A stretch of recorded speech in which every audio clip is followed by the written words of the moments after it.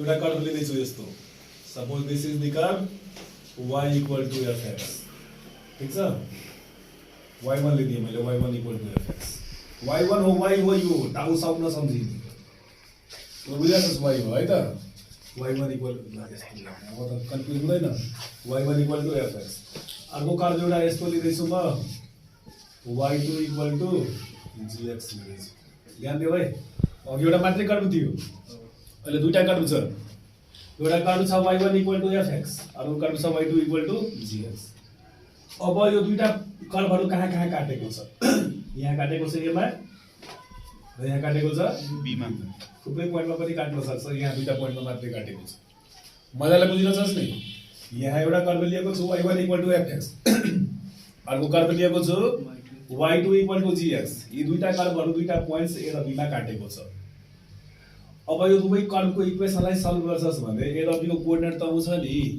ए र बी को कोर्डिनेट आउँछ कि आउँदैन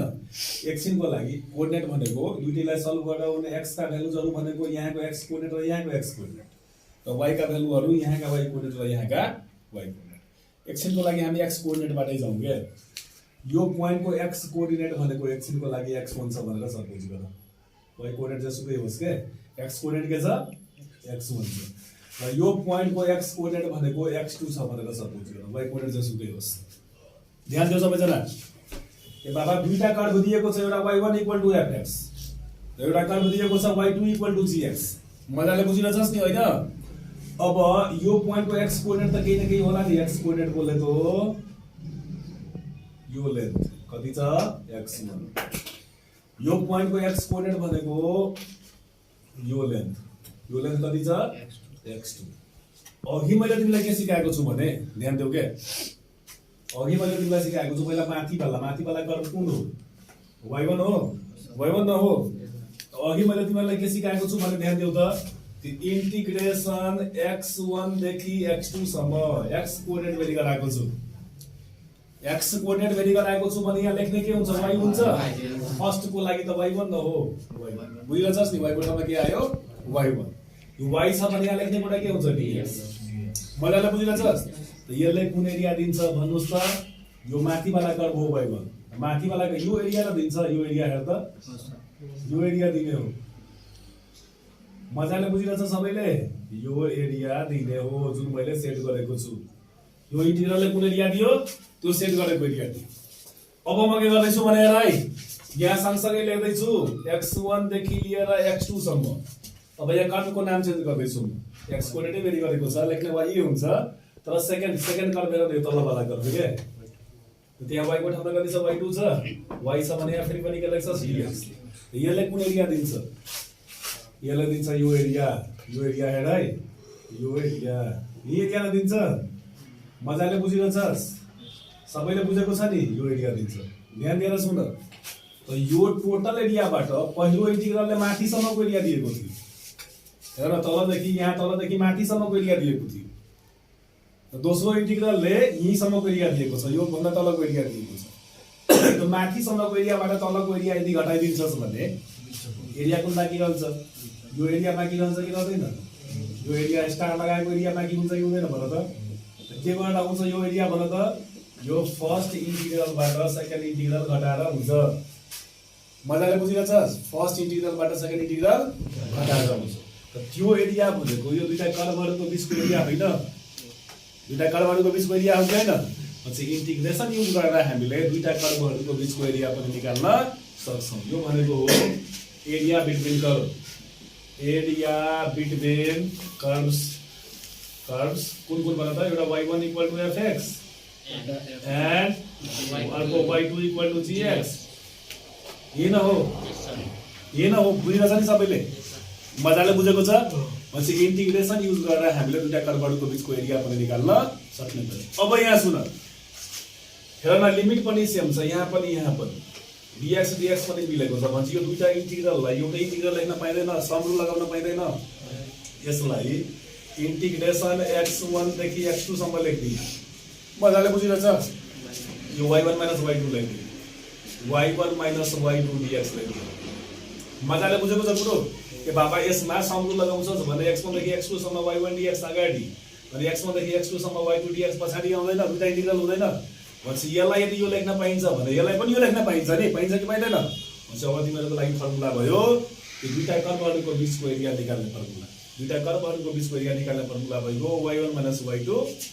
x1 देखि x2 सम्म y1 - y2 dx। मजाले बुझिरहेछस्? अब एरिया त नेगेटिभ हुँदैन, कुरो बुझिरहेछस् नि? कहिलेकाहीँ के हुन्छ भने उल्टो हुन जान्छ क्या, जस्तै यहाँ त फिगरमा ठुलोबाट सानो घटाएका छन्, अब क्वेसनमा दिएको बेलामा कुन सानो कुन ठुलो हामीलाई थाहा हुँदैन, सानोबाट ठुलो घटाइदिन्छ, सानोबाट ठुलो घटाइदिन्छ भने आउने त्यही हो, तर नेगेटिभ आइदिन्छ, नेगेटिभलाई पोजिटिभ बनाउनको लागि हामी यहाँ के गर्छौँ मोडुलस राखिदिन्छौँ, किनकि एरिया नेगेटिभ हुँदैन। यहाँबाट एउटा फर्मुला कन्क्लुड गरियो, के निकाल्न फर्मुला कन्क्लुड गरियो, दुईटा कर्वहरूको बीचको एरिया निकाल्न फर्मुला कन्क्लुड गरियो। अब एउटा कुरा भन्नुस् त, यो त मैले एक्स कोअर्डिनेट युज गरेर गरेको छु नि, सेम काम त वाइ कोअर्डिनेट युज गरेर पनि गर्न सकिन्थ्यो नि, मजाले बुझिरहेछस्? सेम काम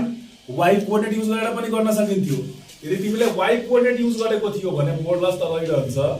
इन्टिग्रेसन रहिरहन्छ, वाइ कोअर्डिनेट युज गरेको थियो भने x1 देखि x2 को ठाउँमा के हुन जान्छ, वाइ कोअर्डिनेट भेरी गर्छ, यसको वाइ कोअर्डिनेटलाई y1 मान्दिए,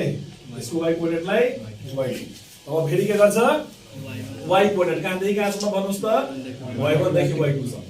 अब वाइ कोअर्डिनेट भेरी गरेको छ भने त यहाँ लेख्ने कुरा x1 - x2 हुन्छ, के हुन्छ लेख्ने कुरा x1 - x2। अब यहाँ x लेखेको छ भने यहाँ लेख्ने कुरा dy न हुन्छ, भनेपछि सेम काम वाइ कोअर्डिनेट युज गरेर पनि गर्न सकिँदो रहेछ। भनेपछि कहिलेकाहीँ के हुन्छ भने कर्वको इक्वेसन दिएको बेलामा कहिलेकाहीँ x निकाल्न सजिलो हुन्छ, कहिलेकाहीँ y निकाल्न सजिलो हुन्छ। x निकाल्न सजिलो छ भने हामीले x वाला फर्मुला युज गर्ने,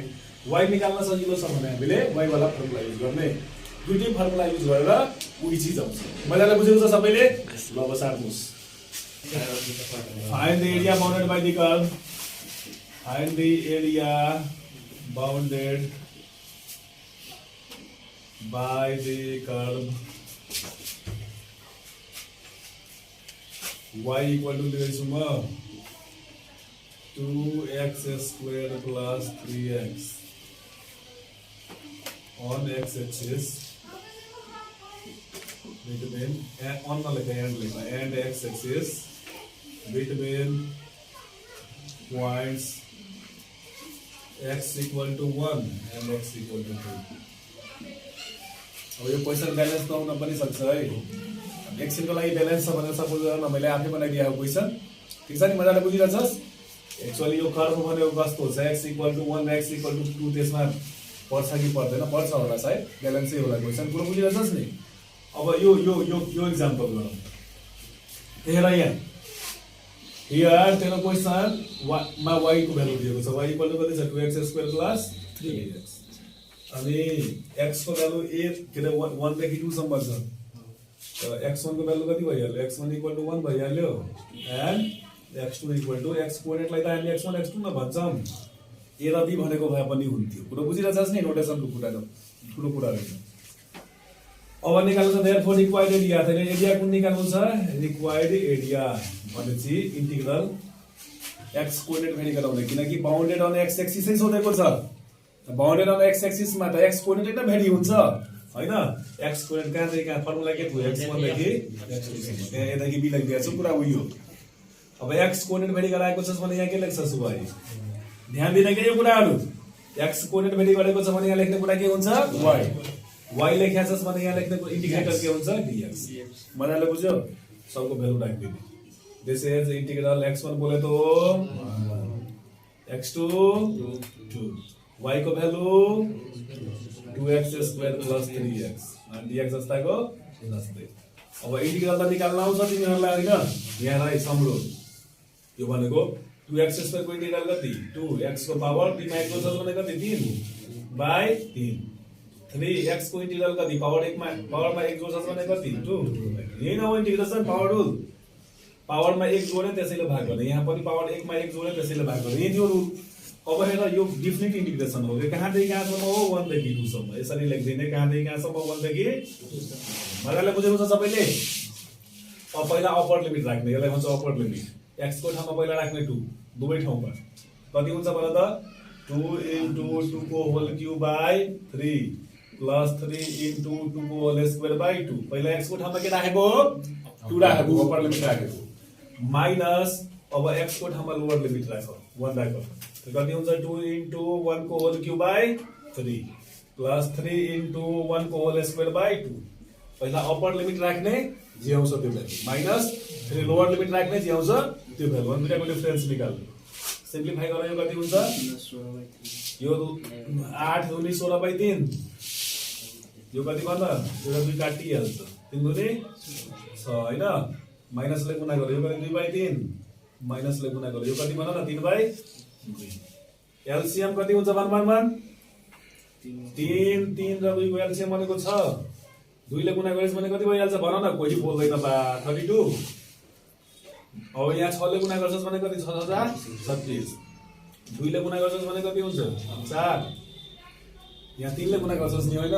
3 ले गुणा गर्छस् भने कति हुन्छ 9 9 4 13 घटाउ न 32 + 36 भनेको 6 2 8 3 3 68 9 4 13 बाइ घटान 8 बाट 3 घटाउ भने 5 अनि 6 बाट घटाउ भने 5 55/6 एरिया भएकोले स्क्वायर युनिट से लेख्दिन द्याट्स द आन्सर मजाले बुझ्यो सबैले बुझेको छ नि ध्यान दिँदै के अघिको फर्मुला पढेको थियो कि एरिया क्वेशनले के डिमान्ड गरेको छ area bounded by the curve on x axis between the point यो दुईटा प्वाइन्टको बीचको निकाल्न भनेको छ भनेपछि एक्स एक्सिसमा यो x1 हुन्छ र यो x2 x1 x2 को भ्यालु दिएको छ कर्व दिएकै छ अनि एक्स एक्सिसमा हुने एरिया अघि भर्खर के थ्योरी पढाएको थिए कति हुँदो रहेछ x1 देखि x2 सम्म y dx हुँदो रहेछ हैन x1 को ठाउँमा x1 को भ्यालु राख्दिए x2 को ठाउँमा x2 को भ्यालु राख्दिए y को ठाउँमा y को भ्यालु राख्दिए dx सधैँ छ इन्टिग्रेसन निकाल्ने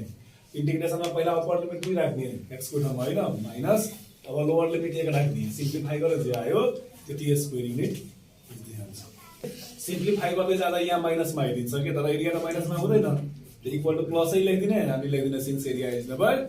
नेगेटिभ मजाले बुझेको छ ओके